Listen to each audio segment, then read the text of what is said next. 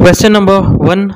ಹೆಂಗಸರ ತುಪ್ಪವನ್ನು ಯಾವುದರ ಜೊತೆಗೆ ಬೆರೆಸಿ ನೆಕ್ಕಬೇಕು ಅಂತ ಇಂದಿನ ಪ್ರಶ್ನೆ ಒಂದನ್ನು ಕೇಳಿದ್ದಾರೆ ಸ್ನೇಹಿತರೆ. ಇದಕ್ಕೆ ಸರಿಯಾದ ಉತ್ತರ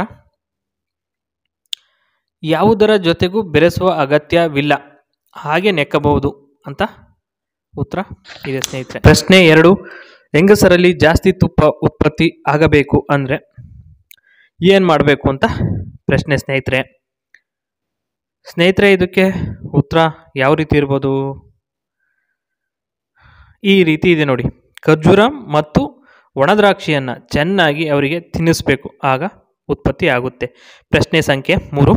ಹೆಂಗಸರ ತುಪ್ಪವನ್ನು ನೆಕ್ಕಿದಾಗ ಯಾವ ಅನುಭವ ಅವರಿಗೆ ಯಾವ ಅನುಭವ ಆಗುತ್ತೆ ಅಂತ ನೋಡೋಣ. ಉತ್ತರ ಏನಿರ್ಬೋದು?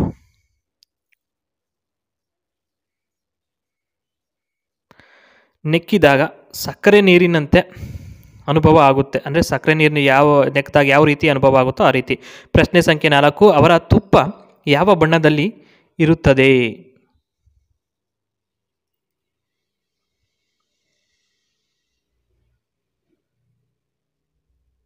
ಬಿಳಿಯಾಗಿ ಮತ್ತೆ ಸ್ವಲ್ಪ ಹಳದಿ ಬಣ್ಣದಲ್ಲಿ ಇರುತ್ತೆ ಸ್ನೇಹಿತರೆ. ಪ್ರಶ್ನೆ ಸಂಖ್ಯೆ 5. ತುಪ್ಪವನ್ನು ಯಾರು ನೆಕ್ಕಬಾರದು?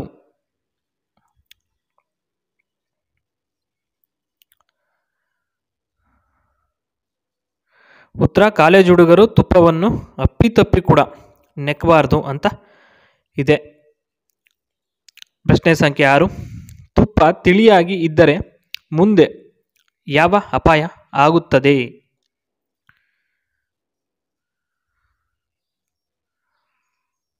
ಅವರಿಗೆ ಎಷ್ಟೇ ಮಾಡಿದರೂ ಅವರ ಹೊಟ್ಟೆ ಮುಂದೆ ಬರಲ್ಲ, ಇದೇ ಅಪಾಯ ಅಷ್ಟೇ.